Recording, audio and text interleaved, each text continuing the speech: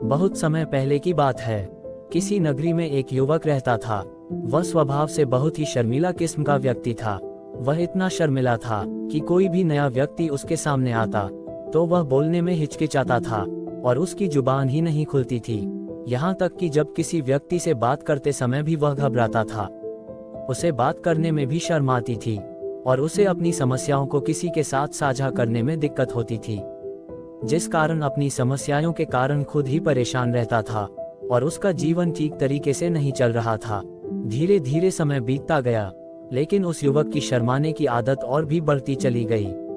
इससे वह युवक अत्यधिक निराश, परेशान और चिंतित हो गया। उसे यह समझ नहीं आ रहा था कि वह इस समस्या से कैसे छुटकारा पा सकता है। उसके घरवाले भी अब उसकी समस्या के बारे में सोचकर बहुत चिंतित हो गए थे, क्योंकि उन्हें लग रहा था कि वह अपने जीवन में कुछ कर ही नहीं पाएगा। आत्मविश्वास की कमी हंसी का पात्र बना दिया। जहां भी जाता, लोग उसके भोलेपन का फायदा उठाते और उसे परेशान करते। वह इतना भोला था कि कुछ भी कह नहीं पाता और लोग उसे कुछ भी कह देते थे। इसके कारण उसका मन किसी भी काम में नहीं लगता था और वह हर काम को कुछ ही दिनों में छोड़ देता था। इन सब के कारण वो मन ही मन घुट रहा था। वह सबसे कुछ कहना चाहता था, लेकिन अपनी इस आदत के कारण वह किसी से कुछ कह नहीं पा रहा था। अंदर ही अंदर घुटता जा रहा था और उसके सारे विचार, सारी बातें मन में ही दबी पड़ी थीं। वह किसी से अपनी मन की बातें नहीं बताता था। जब वह छोटा सा बच्चा था तो लोग उसे उसकी इस स्वभाव के कारण बहुत पसंद करते थे। उसकी इस आदत को भी लोग उत्साह देते थे। जब वह युवा हो गया तो इसी आदत के कारण उसे अपना जीवन व्यतीत करने में अत्यधिक परेशानी उठानी पड़ रही थी। इसके कारण वह बहुत परेशान रहता था और अपनी इस आदत से छुटकारा पाना चाहता था। वह ये चाहता था कि वह लोगों से अपने मन की बातें खुलकर कह पाए। जो कुछ करना चाहता है, जो कुछ कहना चाहता है, वह सबसे खुलकर कह सके। लेकिन जब भी कोई दूसरा उसके सामने आता तो मानो उसकी जुबान खुलती ही नहीं। यहाँ तक कि वह अपने माता पिता से भी ठीक से बात नहीं कर पाता था। उसके गिने चुने कुछ दोस्त थे जिनसे वह बातें कर पाता था। जब भी वह किसी के बात का जवाब नहीं देता तो लोग उसके बात का मजाक उड़ाते, जिससे उसके पिता अत्यधिक चिंतित हो गए। वह चाहते औरों की तरह उनका बेटा भी दूसरों के सामने अपनी बात रख सकें। एक दिन जब वे अपने बेटे को दूसरों के सामने शर्मिंदा होते हुए और मजाक बनते देख रहे थे तो उन्हें बहुत क्रोध आया। उन्होंने अपने बेटे को बहुत डांटा, जिससे वह युवक अत्यधिक क्रोधित हो गया। वहां से बिना कुछ कहे कहीं चला गया। शाम हो गई थी, लेकिन अब तक वह घर नहीं लौटा था। उसके माता पिता चिंतित थे, क्योंकि वे अपने बेटे को घर पर देखना चाहते थे। वह भागते भागते पहाड़ की चोटी पर पहुंच गया। वहां से नीचे की ओर झांक रहा था और ईश्वर से कह रहा था, आपने मुझे ऐसा क्यों बनाया? लोग मेरा मजाक उड़ाते हैं। जब मैं अपने मन की बात लोगों के सामने नहीं रख सकता, कुछ कह ही नहीं सकता, तो फिर मैं इस जीवन को जीकर क्या करूंगा? जब भी मैं किसी से कुछ कहने की कोशिश करता हूँ तो लोग मेरा मजाक बनाते हैं। यहाँ तक कि वह मुझे कुछ भी कहकर चला जाता है और मैं मौन खड़ा रह जाता हूँ, उन्हें जवाब तक नहीं दे पाता। ऐसा जीवन जीकर मुझे क्या मिलेगा, इसलिए मैं तेरे पास आ रहा हूँ।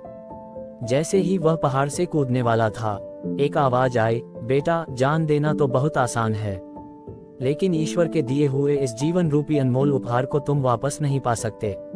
यह आवाज जैसे ही उसके कानों में पड़ी और वह पीछे मुड़कर देखा।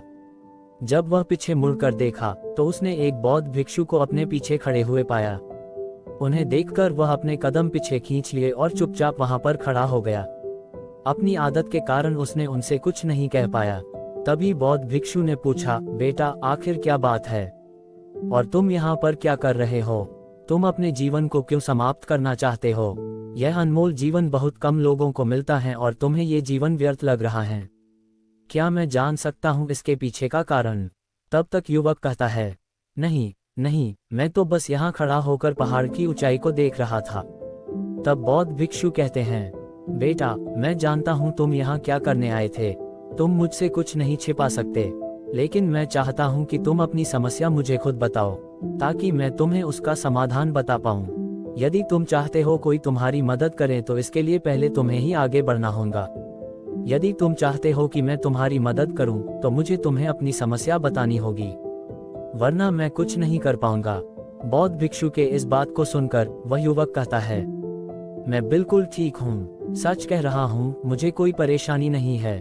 उस युवक की बात सुनकर बौद्ध भिक्षु उससे कहते हैं, यदि तुम नहीं चाहते हो कि मैं तुम्हारी मदद करूं, तो मैं तुम्हारे बात पर विश्वास कर लेता हूं। लेकिन तुम्हें भी मेरी एक बात पर विश्वास करनी पड़ेगी कि मैं तुम्हारे मदद के लिए ही यहाँ आया हूँ। तुम चाहो तो अपनी समस्या मुझे बता सकते हो, मैं तुम्हारी इस समस्या का समाधान भी जरूर करूँगा।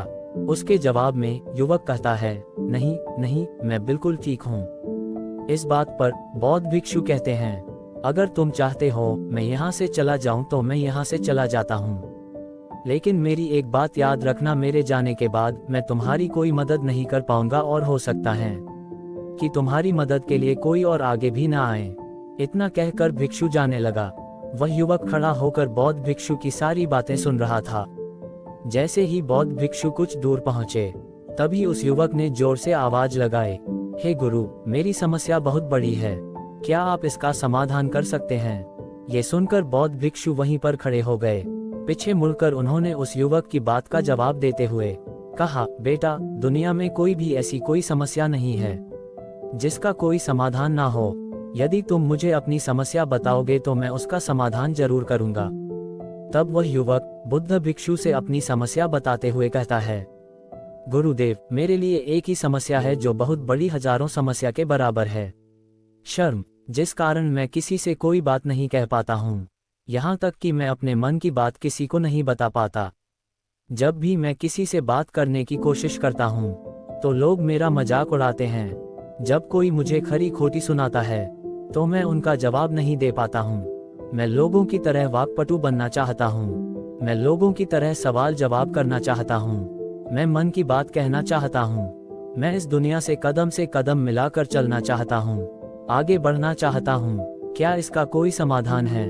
भिक्षु ने उस युवक की सारी बातें सुनी और जवाब देते हुए कहा, बेटा, जरूरत से ज्यादा शर्मिला होना यानी तुम्हारे अंदर किसी डर का होना है जिसे तुम पहचान नहीं पा रहे हो और उसका समाधान करने में असमर्थ हो। शर्म करना अलग बात है और डरना अलग है। जब हमारे भीतर डर बैठा होता है तब हम कहीं भी कोई भी बात नहीं कर सकते। हमारे आसपास सिर्फ और सिर्फ डर ही नजर आता है और हम हर जगह से डरते रहते हैं, लेकिन इसे शर्माना नहीं कहते। शर्म तो बस एक हद तक हमें चुप रख सकती है। फिर वह बौद्ध भिक्षु उस युवक से कहते हैं, बेटा, तुम सबसे अधिक किससे शर्माते हो? तब वह युवक कहता है, गुरुवर, मुझे अपने पिता से बात करने से बहुत शर्म आती है, मैं उनसे भी कुछ नहीं कह पाता। तभी वह बौद्ध भिक्षु उस युवक से कहते हैं, जब तुम अपने पिता से बात करते हो या बात करने का प्रयास करते हो, तुम्हारे मन में कैसे ख्याल आते हैं? युवक इसका जवाब देते हुए कहता है, गुरुवर, जब भी मैं अपने पिता से बात करने का प्रयास करता हूँ तो मानो मुझे ऐसा लगता है कि अभी मुझे वो डांट देंगे, मुझ पर क्रोध करेंगे या नाराज हो जाएंगे, और मुझे कहीं ना कहीं लगता है कि मैं गलत बात ही करूँगा। कभी कभी तो मेरे मन में ये भी ख्याल आता है कि मेरे पिताजी मुझसे प्यार ही नहीं करते। फिर कुछ देर रुककर युवक सवाल करता है, गुरुवर, आप कहते हैं कि शर्म अलग चीज है और डर अलग है, क्या कोई ऐसा उपाय है जिससे मुझे डर ही नहीं हो, या कोई ऐसा रास्ता है जिससे ये डर मेरे अंदर से पूरी तरह से समाप्त हो जाए? कृपया करके मुझे इसका समाधान बताइए। मुझे इस डर से बाहर निकलना है, मुझे लोगों की तरह इस जीवन को खुलकर जीना है। तब बौद्ध भिक्षु उस युवक से कहते हैं, जाओ, अपने पिता से कहो कि मुझे कुछ काम करना है और उसके लिए मुझे आपसे कुछ पैसे चाहिए। अगर तुम उनसे पैसे मांगने में कामयाब हो गए तो मैं तुम्हारी समस्या का समाधान जरूर बताऊंगा, जिससे तुम्हारी सारी समस्याएं दूर हो जाएगी। वह युवक काफी घबरा गया और कहा, हे गुरुवर, मुझे ये काम मत दीजिए, मुझसे ये कार्य नहीं होगा। मैं अपने पिता से कुछ नहीं कह पाता, उनके सामने तो मेरी बोलती तक बंद हो जाती है, तो मैं उनसे पैसे कैसे मांग सकता हूँ? ये बात सुनकर बौद्ध भिक्षु उससे उसी वक्त कहते हैं, तब तो तुम्हारी समस्या का कोई भी हल नहीं है और ना ही तुम अपने जीवन को कभी खुलकर जी पाओगे। तब वह युवक कहता है, हे गुरुवर, कृपया करके आप मुझे कोई और कार्य बताएं जिससे मेरे अंदर डर पूरी तरह से समाप्त हो जाए। तब बौद्ध भिक्षु उस युवक से कहते हैं, बेटा, यदि तुम्हें अपने अंदर का डर खत्म करना है तो तुम्हें मेरा उपदेश मानना होगा। जो मैंने तुम्हें कहा है उसे करने के लिए तुम्हें पूरी कोशिश करनी होगी। युवक काफी देर तक सोचता है, फिर उस बौद्ध भिक्षु से कहता है, अगर आप चाहते हैं कि मैं इस कार्य को करूं तो मैं पूरी कोशिश करूंगा। इतना कहकर वह युवक अपने घर लौट जाता है। उसके माता पिता उसे देखकर बहुत खुश हो जाते हैं और वह युवक डरते हुए अपने पिता से कहता है, पिताजी, मुझे आपसे कुछ बात कहनी है। उसके पिता कहते हैं, बोलो क्या बात है।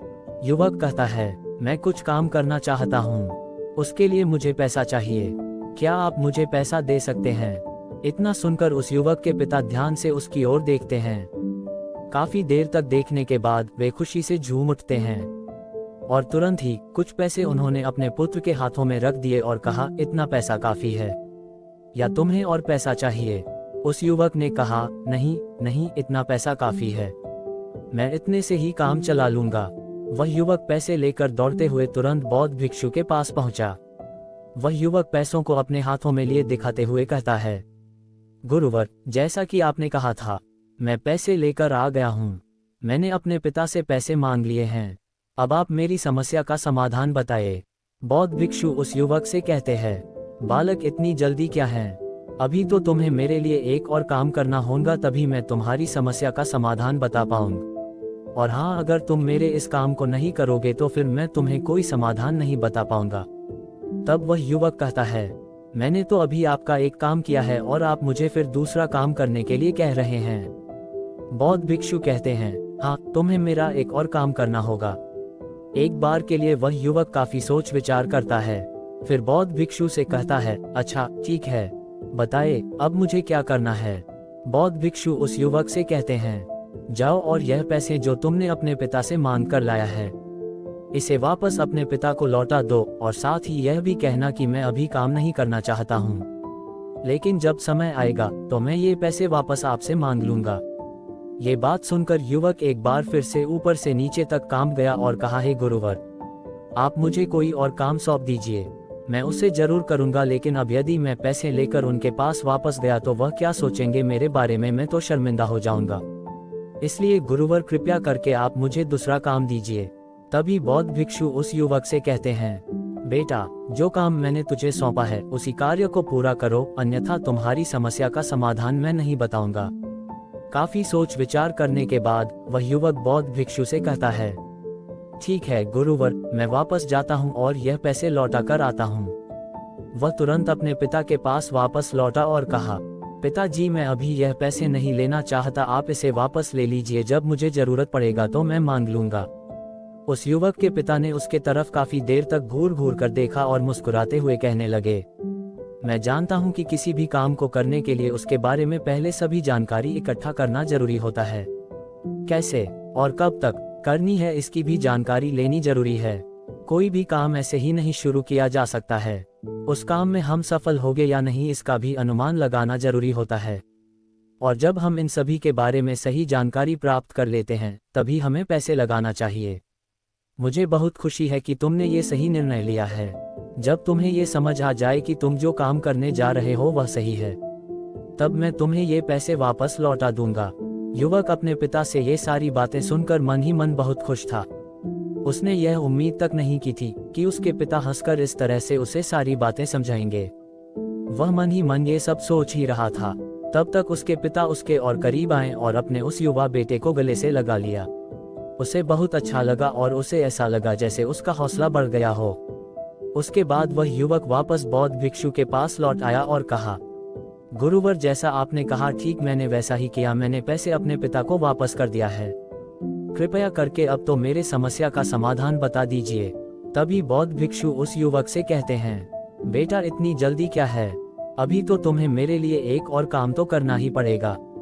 तब वह युवक कहता है, हे गुरुदेव, आप मुझसे बार बार काम क्यों करवा रहे हैं? क्या आपके पास मेरे समस्याओं का समाधान नहीं है?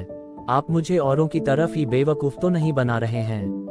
आपने कहा जाओ अपने पिता से पैसे मांग कर लाओ, तो मैंने ये भी किया। फिर आपने कहा जाओ इस पैसे को वापस कर दो, और मैंने वह भी किया। अब आप कह रहे हैं कि मैं आपके लिए एक और काम करूं, यह मेरे बस की बात नहीं है। तब बौद्ध भिक्षु उस युवक से कहते हैं, बेटा, यह आखिरी काम है जो कि बहुत ही आसान कार्य होगा। तुम जैसे ही इस काम को पूरा करोगे, मैं वचन देता हूं कि तुम्हारी समस्या का समाधान मैं अवश्य करूंगा। बहुत सोच विचार करने के बाद वह युवक बौद्ध भिक्षु से पूछता है, बताए वह आखिरी काम क्या है जो मुझे आपके लिए करना होगा? तभी बौद्ध भिक्षु एक मूर्ति निकालकर उस युवक के हाथ में थमा देते हैं। वह मूर्ति देखने में बहुत ही साधारण सी थी। वह मूर्ति देखकर बौद्ध भिक्षु युवक से कहते हैं, बेटा, तुम्हें इसे बाजार में ले जाना है और इसे बेचना है। इसके बदले में तुम्हें 100 सोने के सिक्के लाने हैं। जब तुम इसे सफलतापूर्वक कर लोगे तभी मैं तुम्हारी मदद करूंगा। वह युवक उस मूर्ति को हाथ में लेकर देखता है और कहता है, भला इस मिट्टी की मूर्ति की हमें 100 सोने के सिक्के कौन देगा? इसके तो 1 या 2 सोने के सिक्के मिल जाएं, वही काफी हैं, लेकिन इसके लिए 100 सोने के सिक्के कोई नहीं देगा। तब बौद्ध भिक्षु उस युवक से कहते हैं, मैंने तुम्हें जो काम सौंपा है, अगर तुम इसे पूरा कर पाओगे तभी तुम्हें तुम्हारी समस्याओं का समाधान मिल पाएगा, अन्यथा तुम चाहो तो वापस लौट सकते हो। एक शर्मिला युवक कैसे बना आत्मविश्वासी युवक? वह युवक मन ही मन सोचता है, मुझे तो अपनी समस्या का समाधान हर हाल में चाहिए। उसके बाद वह मूर्ति को हाथ में उठाकर बाजार की तरफ चल देता है। एक तरफ चुपचाप उस मूर्ति को लेकर खड़ा हो जाता है और इंतजार करने लगता है कि कोई आएगा और उससे उस मूर्ति के बारे में पूछेगा और फिर वह इस मूर्ति के लिए 100 सोने के सिक्कों की मांग करेगा। काफी समय बीत गया और उसके पास कोई भी व्यक्ति नहीं आया था। वह आसपास देखा तो लोग चिल्ला चिल्लाकर अपने सामान बेच रहे थे। फिर उसने सोचा, अगर मुझे भी अपनी मूर्ति बेचनी है तो मुझे जोर जोर आवाज लगानी होगी। उस युवक ने चिल्लाना शुरू किया, लेकिन वह इतनी जोर से नहीं चिल्ला रहा था। उसकी आवाज उसे खुद तक सुनाई नहीं पड़ रही थी, तो भला उसके आवाज को दूसरे कैसे सुनते, जिसके कारण उस मूर्ति को कोई भी व्यक्ति खरीदने के लिए तैयार नहीं थे। धीरे धीरे शाम का समय हो चुका था। उस युवक को इस बात का डर था कि वह बौद्ध भिक्षु वहां से कहीं चला ना जाए।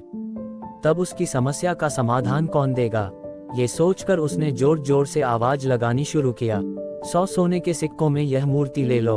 उसकी आवाज सुनकर लोग उसके पास आने लगे और यह सवाल करने लगे, इस मूर्ति में ऐसा क्या है जो तुम इस मूर्ति के लिए 100 सोने के सिक्के मांग रहे हो? युवक काफी सोच विचार कर उस युवक से कहता है, नहीं नहीं, मुझे कुछ नहीं पता, मैं तो सिर्फ यह मूर्ति यहाँ बेचने के लिए आया हूँ। तभी उसमें से एक युवक उस युवक से कहता है, अगर ऐसी बात है तो इस मूर्ति को कोई नहीं खरीदने वाला। आखिर इस मूर्ति में ऐसा क्या खास है जिसके लिए तुमने 100 सोने के सिक्कों की मांग कर रहे हो? ये तो तुम्हें बताना ही पड़ेगा। धीरे धीरे कई लोग उसके पास आए और सभी ने बस एक ही सवाल किया, इस मूर्ति में ऐसा क्या खास जिसके लिए तुम सोने के सिक्कों की मांग कर रहे हो? उस युवक ने लोगों को समझाने की कोशिश की, लेकिन कोई भी उस मूर्ति को सोने के सिक्के देकर खरीदने के लिए तैयार नहीं था। वह बहुत निराश हो गया, उसे कुछ समझ नहीं आ रहा था कि वह क्या करे। तभी उसने बाजार में देखा कि लोग अपने सम्मानों की खासियत बता रहे हैं। वह देखकर उसने भी सोचा कि मुझे भी इस मूर्ति की कुछ खासियत लोगों को बतानी होंगी। फिर उसने एक बार फिर से कोशिश किया और जोर जोर से आवाज लगना शुरू किया और कहना शुरू किया कि सारे दुखों का निवारण करने वाली मेरे गुरु की इकलौती मूर्ति, जो इस दुनिया में केवल एक ही है, जिसके पास यह मूर्ति होगी उसके घर में कोई भी समस्या नहीं आएगी। अगर आपके घर में कोई समस्या आती भी है तो यह मूर्ति लेकर जाए और चमत्कार देखिए, ये दुख निवारण मूर्ति है। ये सुनकर लोग उसके पास पहुंचने लगे और उससे ये सवाल करने लगे, क्या सच कह रहे हो तुम? यह मूर्ति जिसके पास होगी उसके सारे दुख तकलीफ दूर हो जाएगी। यह मूर्ति क्या सच में सभी समस्याओं का समाधान करती है? इन प्रश्नों का जवाब देते हुए युवक कहता है, हाँ, ये सभी समस्याओं का समाधान कर देती हैं। इस बात को सुनने के बाद वह एक ही मूर्ति सबको चाहिए थी। उस मूर्ति की बोली लगनी लगी, कोई उस मूर्ति का 200 सोने का सिक्का तो कोई उस मूर्ति का 400 सोने का सिक्का देने के लिए तैयार थे। जैसे जैसे लोगों को पता चलता गया यह मूर्ति सभी समस्याओं का समाधान कर देती है, वैसे वैसे उसकी कीमत बढ़ती ही जा रही थी। अब वह युवक आत्मविश्वास के साथ चिल्ला रहा था, लोगों को उस मूर्ति के बारे में समझा रहा था, बता रहा था। उसके मन में डर की जगह आत्मविश्वास ने ले लिया था। वह पूरे आत्मविश्वास के साथ लोगों को उस मूर्ति की खासियत बताने में लगा हुआ था, जिसके कारण लोग उस पर भरोसा कर रहे थे और वह भरोसा लोगों के नजरों में नजर भी आ रहा था।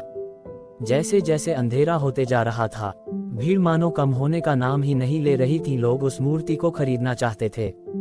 वह युवक उसके गुरुजी के द्वारा दिया गया आखिरी कार्य का मकसद समझ गया था और वह जोर से चिल्लाकर बोलता है, यह मेरे गुरुजी की मूर्ति है, मैं इसे बेचना नहीं चाहता। उस मूर्ति को लेकर वह खाली हाथ वापस लौट आया। बौद्ध भिक्षु के पास पहुंचा और उनसे बोला, हे गुरुदेव, आपका बहुत बहुत धन्यवाद। इस मूर्ति ने मेरे समस्या का समाधान कर दिया।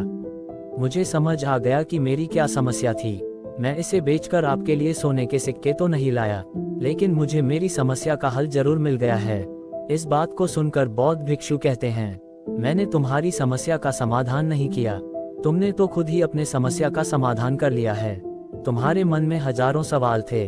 मैं ये करूँगा तो लोग क्या कहेंगे, यदि मैं अपना मुंह खोलूंगा तो लोग क्या कहेंगे, अगर मैं मुंह खोलूंगा तो कुछ गलत ही कहूंगा। ऐसे कई सारे विचार तुम्हारे मन में थे और साथ ही कई सारे डर तुमने अपने मन में पाल रखे थे। मूर्ति की वजह से तुम उन हजारों लोगों का सामना किया और खुलकर अपनी बातें रखी। उनके सामने तुमने वो कहा जो तुम्हारे मन में था, इसलिए तुम्हारे अंदर से वह डर खत्म हो गया जिसे तुम शर्माना कह रहे थे। वह अपने आप तुम्हारे भीतर से कहीं गायब हो गया। युवक अपने गुरु की यह बात सुनकर गुरु से कहता है, आज आपने मेरे मन में विश्वास जगा दिया है, जिससे मैं अब अपने जीवन में कुछ भी हासिल कर सकता हूँ। डर को धीरे धीरे खत्म करने से ना ही आपको शर्म आएगी और ना ही आपको डर लगेगा। जब आपके भीतर का डर हमेशा के लिए खत्म हो जाएगा, तो आप अपने जीवन में जो कुछ भी करना चाहते हैं या हासिल करना चाहते हैं वह कर सकते हैं। इसलिए लोग क्या कहेंगे ये सब छोड़कर खुद पर विश्वास करिए, क्योंकि आप ही हैं जो अपने डर का सामना कर सकते हैं। उम्मीद करते हैं आपको हमारी मोटिवेशनल स्टोरी बोलने की चाह का सफर, एक शर्मिला युवक की कहानी पसंद आई होगी। आपको ये कहानी कैसी लगी हमें कमेंट में जरूर बताएं। ऐसे ही और प्रेरणादायक कहानी सुनने के लिए हमारे YouTube चैनल को सब्सक्राइब करें। धन्यवाद।